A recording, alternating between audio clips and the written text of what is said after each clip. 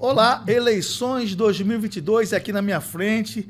Miriam Vieira, que na verdade faz parte, candidata a deputada estadual, e faz parte de um coletivo, né, Miriam? Exatamente. Coletivo Povo da Cultura, é isso? Exatamente. Obrigado pela participação, Miriam. Muito obrigada eu pelo convite. É tão importante nesse momento a gente discutir as pautas relacionadas à política e à cultura também, né, Rato? Muito obrigada pelo convite. Te conheço bastante, você é uma guerreira e o povo que está com você também, o povo que eu admiro. O povo da cultura, para mim, tem um lugarzinho grande aqui, você sabe disso. Miriam, é uma questão que você conhece bem, você já trabalhou assim, você trabalha aqui na região, enfim, a questão da habitação, Miriam. Hoje nós temos 400 mil pessoas morando em 190 favelas da Baixada. Sim. A questão da habitação é uma questão social. Exatamente. Né? Como é que vocês, do coletivo, entendem essa questão? Como é que vocês, como deputados estaduais, desse coletivo, você vai ajudar a resolver essa questão, minimizar o problema dessas pessoas? Raton, a gente que é da cultura, a gente acha que toda e qualquer transformação passa necessariamente pela cultura. Não tem outra forma, inclusive a política. A gente tem que entender que para mudar a cultura política estabelecida no nosso país, é preciso ter uma transformação cultural também. A gente não pode mais hoje ainda, nós estamos falando de 2022, eu nasci em São Vicente, moro em São Vicente, voto em São Vicente. Eu moro numa cidade que, se eu quiser andar minimamente da minha cidade, hoje, no dia de hoje, como chuva, todas as periferias estão cheias, palafitas estão cheias, todos os lugares estão cheios, as pessoas morando mal, quando tem casa para morar, porque a gente tem um problema de moradia, da submoradia e de quem está morando na rua. Exatamente. Então, a gente precisa resolver todas essas questões. E a transformação, para sair deste lugar, não basta só não pode ser uma política de gestão. Tem que ser uma política pública transformadora para que essas pessoas saiam da encosta do morro, para que essas pessoas saiam das palafitas, para que essas pessoas saiam dos lugares mais periféricos e longínquos possíveis de subhabitação, de subvida, para, inclusive, recuperar o meio... Porque se tirando essas pessoas desses lugares, você recupera, inclusive, o meio ambiente, de onde está esse lugar, que está degradado, porque a gente sabe que ninguém mora no pé do morro, na ponta do morro, em cima do mangue, por gosto. Não existe isso. Não existe isso. E não é que a favela ou a periferia seja um lugar ruim de viver. Não, não é. Tendo condições e qualidade de vida minimamente minimamente ou basicamente para essa população, já está de bom tamanho. Mas como é que a gente reinventa esses lugares, repensa esses lugares? Não basta só a cada governo muda-se o nome de projeto de casa própria. Exatamente. E aí não resolve absolutamente nada. A gente precisa mexer em todas essas feridas, e o governo do estado, junto com os governos municipais, são também responsáveis por este lugar que essas pessoas estão morando. Não é só uma questão do governo federal, é uma questão dos governos sentarem e resolver e propor uma nova forma de repensar um projeto de moradia digno para todos os brasileiros, para todos os cidadãos, para todos os moradores da Baixada Santista. Perfeito. Mira, uma questão que bem conhece, esse morador de São Vicente, Guarujá e São Vicente, vira e mexe, sofre com a falta d'água. Sim. Principalmente nos lugares mais distantes, que você falou. Exatamente. A Sabesp está aí, né? Sempre achando que está tudo saneado, tudo tem água para todo mundo, e você sabe que não tem. Não. Né? Como é que hoje, se você virar deputada, como é que você pode ajudar isso? Cobrar da Sabesp, fazer um programa diferente de abastecimento, enfim. A gente precisa pensar seriamente essa questão da Sabesp. Eu e você somos de uma geração que quantos desvios não aconteceram lá dentro da Sabesp, né? Então a gente precisa mexer nessas feridas, a gente precisa falar dessas feridas e mexer profundamente nessas estruturas. A questão da água, Raton, eu moro em São Vicente, eu moro na periferia de São Vicente, meu bairro é um dos que não enchem, né? Mas o entorno todo enche. Todos os dias, há meses, a partir das 11 horas da noite, minhas torneiras não têm água. É que eu falo. Todos os dias. Eu moro em casa, eu não moro em prédio. Todos os dias eu tenho caixa, uso a segunda água, a segunda torneira. Mas que absurdo é esse de uma cidade que chega 11 horas da noite e não tem água da rua para você usar?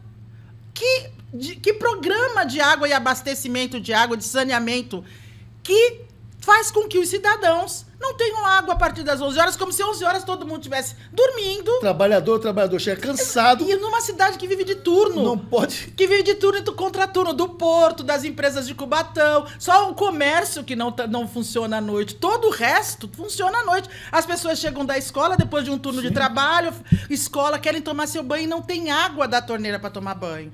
Então, eu acho que precisa repensar o que é... Primeiro, repensar o que é abastecimento. Né? O que está sendo abastecido, de que forma está sendo abastecida. E aí um outro problema, no dia seguinte, quando eu acordo, óbvio, que eu abro a torneira, aquele cheiro de cloro avassalador que sai das torneiras com a primeira tirada de água, né? Que tipo de água que a gente está usando, que nós estamos pagando, que é um serviço que a gente paga. Então, tudo isso precisa ser repensado, porque a conta chega. Todo mês, lá no dia tal, o marcador passa lá e deixa a conta na sua casa. E a Sabesp, quando você precisa para uma emergência, para uma urgência e tal, não chega para você da eficiência que a gente espera que uma companhia de abastecimentos de água e saneamento básico chegue na sua casa. Então, eu acho que precisa ser revisto, sim, com urgência, a questão do abastecimento de água para todo o estado de São Paulo. A gente está falando da nossa região, porque é a região que a gente mora, mas se está acontecendo aqui, está acontecendo em quase todo o estado de São Paulo. Miriam, uma questão que envolve governo federal, estadual, e você sabe, conhece bem, a gente conhece bem, né? A questão das balsas, travessia seca. A balsa Guarujá e Bertioga, Miriam, ficou 30 dias parada. As pessoas não conseguiam atravessar. Quem não pagava nada, atravessar de graça. E aí vai trabalhadores, vai estudantes, vai donas de casa, né? Não conseguiam atravessar. Tinham que gastar R$50, chegando a gastar R$50, porque o governo do estado não tinha uma alternativa emergencial para um barco, enfim, para levar as pessoas. E a travessia seca já está careca de Covid. Isso 50 anos. O pessoal de Guarujá atravessa de bicicleta, a pé. São Vicente. Uma loucura. Tem como, deputado estadual, assim, forçar que resolva essa questão definitivamente? Eu acho que não é como tem, precisa. Tá. Precisa. São trabalhadores e trabalhadoras que saem de Bertioga para o Guarujá, ou de Guarujá para Bertioga, de Bertioga ou para Santos, ou de Santos para o Guarujá, do Guarujá para Santos. Não é possível que a gente seja refém de um único tipo de transporte. Eu sei que de pessoas, e você sabe que são pessoas que a gente conhece, que perderam emprego. Exatamente. Porque não conseguiam chegar para trabalhar. Então, acho que precisa... Depende da maré, depende do navio que passa, já era. Já era. Isso não existe. Isso não existe. Então, acho que a gente precisa trabalhar de forma a... Hoje existem vários tipos de modais. A gente pode trabalhar com VLT, a gente pode trabalhar com teleférico, a gente pode trabalhar com várias questões modernas, sempre pensando na questão ambiental, que é seríssima. Não adianta você construir um túnel que vai ser subaquático, mas que vai ter um tremendo do impacto na região. Mas a gente, com impacto marítimo, a gente está acostumado, porque a gente tem o porto. Então, acho que a gente precisa parar e pensar o que... Primeira coisa, eu acho, que é escutar.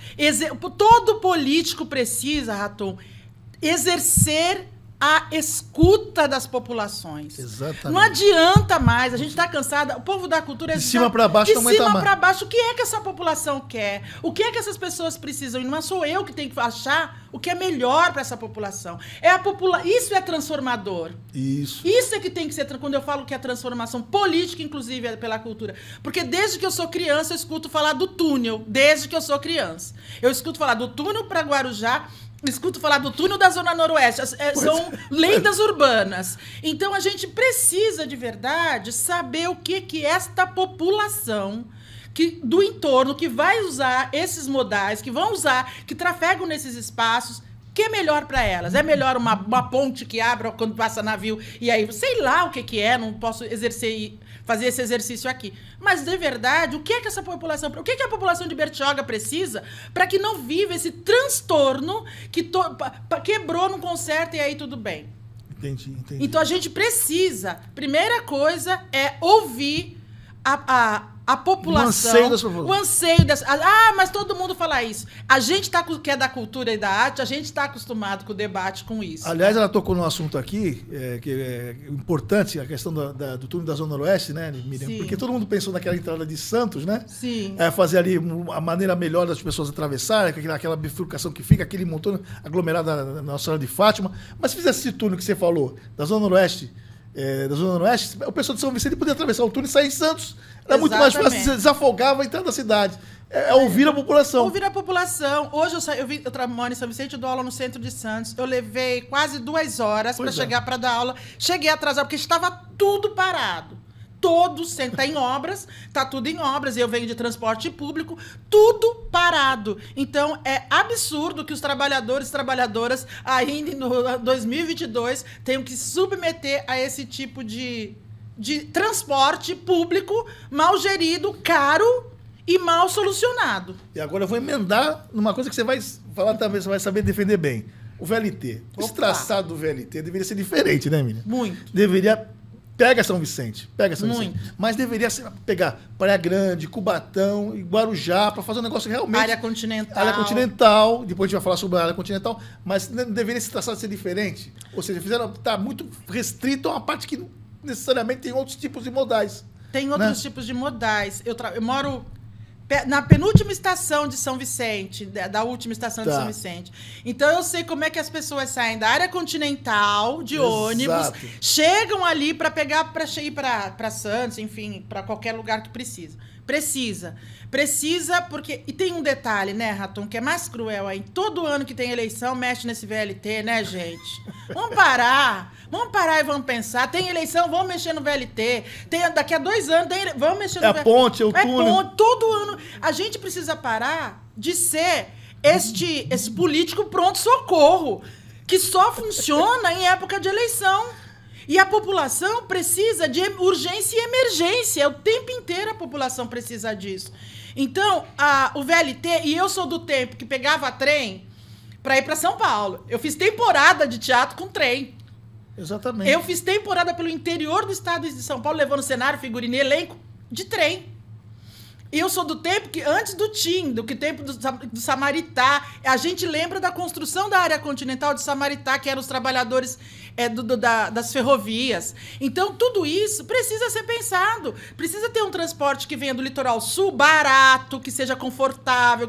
E isso não é bom... Digno das pessoas. Digno. Isso não é bom só para os trabalhadores, isso é bom para o turista. Porque você imagina um cara que pega em Peruíbe, um VLT que venha por Vou passar o fim de semana em Santos. Ou ao contrário. Ao contrário. Vou e volto, venho de manhã, volto de noite com segurança, com cuidado. A gente precisa cuidar melhor do povo, do nosso povo. Não é pedir muito isso. Não é pedir nada, é exigir. Então, assim, se a gente não entender que já era para esse governo do estado ter vergonha na cara, parar de ficar desfilando com o prefeito, falando que fez e aconteceu...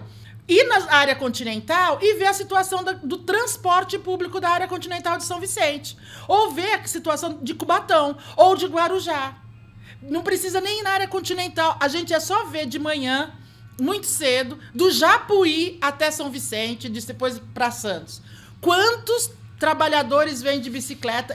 Multidões de bicicleta, porque não tem condição de pagar transporte. Você falou na área continental, você conhece bem a área continental de São Vicente, Conheço. Né? É um problema sério, né? Porque Sim. não tem estrutura também. Nenhuma, é difícil. Nenhuma, é difícil. Né? E está na hora dos governos estaduais, os parlamentares, né? Começar, olha, quer vir emenda, mas é para investir na área continental. Exatamente. Tanto em Santos como São Vicente. Porque lá que está o povo que precisa.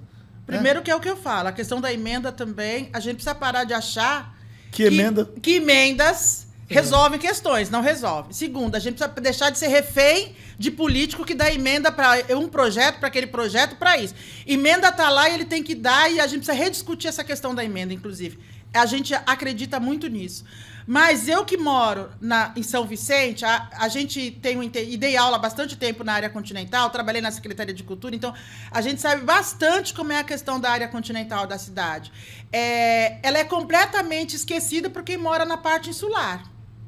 Pelo governo da área insular. Igual o Santos. Então, a gente precisa pensar como é que a gente faz que aquela população também se mobilize para questões que são delas. dessa população que está lá na área continental, porque a gente sabe que essas populações foram cada vez mais empurradas para morar longe dos centros e para morar longe e aí não tem acesso do trabalho. À cultura, não tem acesso à cultura, não tem acesso à cultura, não tem acesso ao trabalho, não tem acesso a um monte de coisa. Mas, lá na área continental de São Vicente, por exemplo, tem grupos de teatro, grupos juninos, tem grupo de dança, tem grupos folclóricos, tá tudo lá. Mas como é que a gente incrementa aquilo lá? Como é que a gente incrementa aquele lugar? Como é que a gente faz a área continental gostar de ser da área continental? É um lugar, se você olha, é um dos lugares, podia ser um baita projeto de turismo ecológico, aquele lugar, aquele espaço, que não tem, é um dos poucos lugares na Baixada que ainda tem lugar verde bom. E é óbvio que tem a questão da ródia, mas isso é outra questão. Sim. Mas ainda dá para fazer turismo ecológico, tem cachoeiras, tem espaço verde. É maravilhoso, mas as pessoas precisam conhecer, Ratum, porque além de tudo, além das cidades serem maltratadas, as cidades, os cidadãos, as pessoas, todas foram muito maltratadas para o governo. E a gente precisa parar de olhar a população toda vez que a gente vem pedir voto. Na hora do voto. Porque isso é fazer historicamente, culturalmente, que sempre se fez nesse país. Então, a gente precisa parar, respirar e olhar para a população de igual para igual. E eu não moro no centro da cidade. Eu moro na periferia da cidade. Então, eu sei as dores de quem mora na periferia da cidade.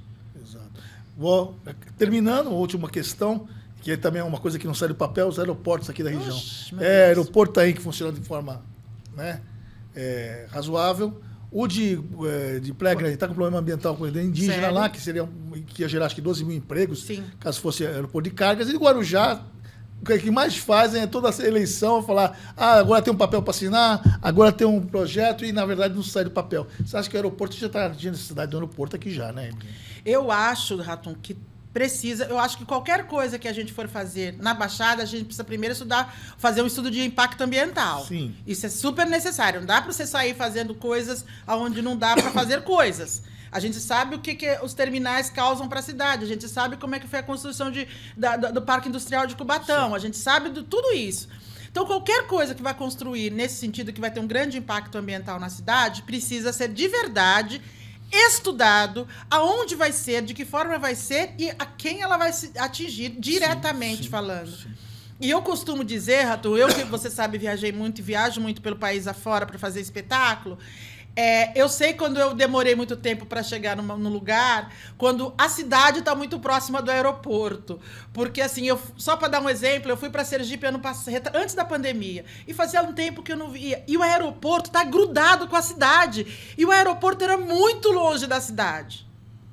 E hoje não tem mais divisão, então a cidade cresceu. Exatamente. Aí a gente tem essa noção. Os artistas podem agora circular. Exatamente. Agora, o que a gente precisa, por exemplo, há uma área na Baixada Santista que o impacto ambiental para a construção do aeroporto seja menor, sim, seja menos, porque é isso que a gente não adianta a gente querer construir terminais que depois vão dar mais problemas e são problemas outros. Precisamos de emprego na região. Precisamos, assim como nós precisamos também que a USP venha de fato. Isso é da nossa geração, pedindo uma universidade pública, sim, sim, do Estado para cá. Então, tudo isso são coisas que a gente, de verdade, é necessário. Eu acho que já passou da hora de ter, mas nada tem que ser construído sem a nossa participação direta e efetiva sobre isso.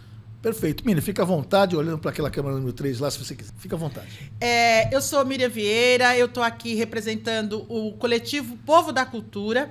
O Coletivo Povo da Cultura é formado por trabalhadores e trabalhadoras militantes há mais de 10 anos de todo o estado de São Paulo, não só da Baixada. Então tem eu daqui, o Caio, tem a Cássia de Peruíbe, tem gente de Campinas, Ribeirão Preto, São José do Rio Preto, todo do Vale do Vale do Paraíba, Assis.